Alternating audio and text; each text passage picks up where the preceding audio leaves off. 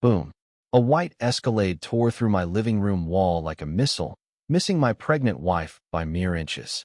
Evelyn stood frozen, a paintbrush still in her hand, her other arm instinctively shielding her swollen belly. Just moments before, she'd been painting a mural in our soon-to-be son's nursery while I made breakfast. Now, shattered glass and drywall dust clouded the room, and through the gaping hole in our house stepped Meredith Langston, the HOA president, in full control mode. She didn't stumble or scream. She calmly pulled out her phone and said, with a tear-perfect voice, "Yes, 911? I've been attacked. Graham Porter from 1178 Oak Hollow threw rocks at my vehicle. I crashed into his home. I'm terrified." I was stunned, barely able to breathe. A moment later, Officer Ryan Caldwell, a buddy of Meredith's husband from the golf course, arrived with his hand on his holster and ordered me outside. Evelyn tried to explain. She drove into our house. We were having breakfast. But he wasn't listening. He slapped the cuffs on me while Meredith kept up her sob act. I looked at my wife standing among broken memories, tears running down her face, her hand over our unborn son. Something inside me flipped. My child's first memory will be watching his father arrested for something he didn't do, I said as calmly as I could, before turning my eyes to the tiny black dome camera under our eaves. Meredith saw it too. Her expression cracked. What she didn't know was that my camera wasn't some $50 smart gadget, it was military grade. Installed the day she started fining us for nonsense like grass length and mailbox tilt. I'm a cybersecurity engineer. I don't take threats lightly. That footage showed Meredith's SUV idling at the curb for a full minute. Then it sped forward. No rocks. No accident. Just deliberate intent. Officer Caldwell mumbled that it could be edited until our neighbor, Seth, walked over with his own footage. He was testing cameras for his tech blog and had the entire event from a second angle. Already uploaded. Tens of thousands of views. The internet had receipts. Officer Caldwell uncuffed me without an apology. But this wasn't over. Meredith had declared war, and she had no idea I came armed with truth. 3 months earlier, she'd offered to buy our house 30% below market, with that fake grin and a promise of a very lucrative opportunity. When we refused, saying it was our dream home, her claws came out. That's when the violation started. Your trim is off-white, not eggshell. Recycling bin visible for 12 minutes too long. We were fined into oblivion. Evelyn said, "If she's doing this over paint, imagine what she'll do if she really wants us gone." That's why I installed the surveillance system, sinking nursery money into a fortress of proof. The crash was the beginning. An emergency HOA meeting was called that same evening. Meredith sat like royalty at the front, flanked by her board of puppets. Her husband, Lawrence, a slick attorney, waved a fat stack of documents and claimed I was a danger to the community. They invoked some obscure clause to revoke our residency rights. Neighbors like the Chins and the Murphys lowered their eyes, their silence paid for in slashed HOA dues and waived assessments. Just as the vote passed, Evelyn doubled over in pain. The stress had triggered early labor. At the hospital, she looked at me, pale and trembling. "Don't let her win, Graham. Not for me. For him." That night, I called in every favor. A buddy in financial forensics. A friend at the Attorney General's office. We found something huge. Meredith Langston wasn't just a petty tyrant, she was Catherine Lynn Monroe, former real estate scammer from Arizona. Her new identity and rich husband hid a past laced with fraud. Even bigger? Her father was Vincent "Vinny" Monroe, a notorious mob figure turned fake philanthropist. The HOA wasn't just a community board, it was a front. Detective Angela Ruiz from the Financial Crimes Division confirmed it. "We've been monitoring her activity for months. Your case could be the key."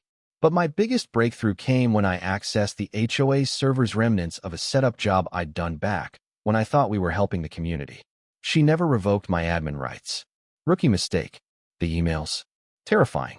One thread, dated days before the crash, detailed brake line adjustments, drug prescriptions, and a carefully orchestrated accident. She hadn't just snapped. She'd planned to kill us. We couldn't go public. Her husband froze our bank accounts and filed a $5 million lawsuit claiming defamation, invasion of privacy, and espionage. Evelyn cried when I told her we might lose everything. Seth got a cease and desist too. They tried to choke us out, gag us legally. But then Amanda Hale, a firebrand attorney who once worked under Lawrence Langston, offered to represent us pro bono. I know how they play, she said. It's time someone played better. She filed a motion to unfreeze funds, launched subpoenas for HOA records, and worked with Detective Ruiz to open a formal investigation. Meanwhile, Seth found an old article Catherine Monroe, indicted in a mortgage fraud ring. Later, she reinvented herself as Meredith Langston. Her father's mob empire still pulled strings. This wasn't just a neighborhood feud. It was organized crime hidden behind picket fences. The plan was risky. I'd pretend to surrender, offer to sell our home for $1, and sign her gag orders.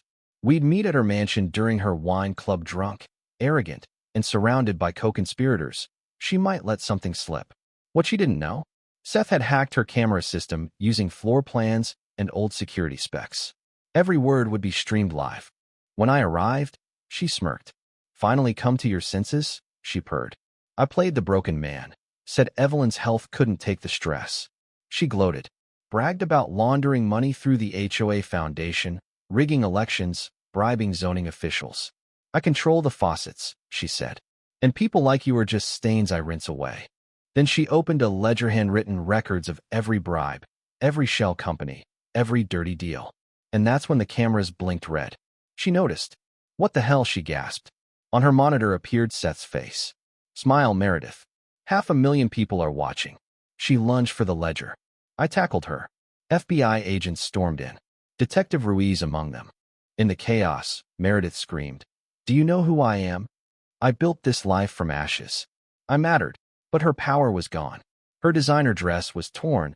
Her legacy live-streamed into dust. She got 25 years. Lawrence flipped. Officer Caldwell was arrested. Dozens of resignations followed.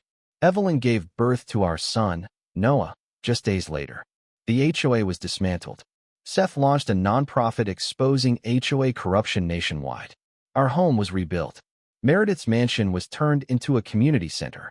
And I was elected president of the new HOA. Unanimously.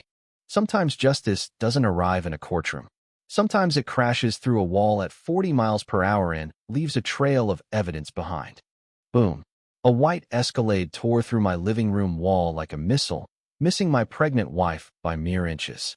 Evelyn stood frozen, a paintbrush still in her hand, her other arm instinctively shielding her swollen belly. Just moments before, she'd been painting a mural in our soon-to-be son's nursery while I made breakfast. Now, shattered glass and drywall dust clouded the room, and through the gaping hole in our house stepped Meredith Langston, the HOA president, in full control mode. She didn't stumble or scream. She calmly pulled out her phone and said, with a tear-perfect voice, Yes, 911? I've been attacked. Graham Porter from 1178 Oak Hollow threw rocks at my vehicle. I crashed into his home. I'm terrified. I was stunned, barely able to breathe. A moment later, Officer Ryan Caldwell, a buddy of Meredith's husband from the golf course, arrived with his hand on his holster and ordered me outside. Evelyn tried to explain. She drove into our house. We were having breakfast. But he wasn't listening. He slapped the cuffs on me while Meredith kept up her sob act.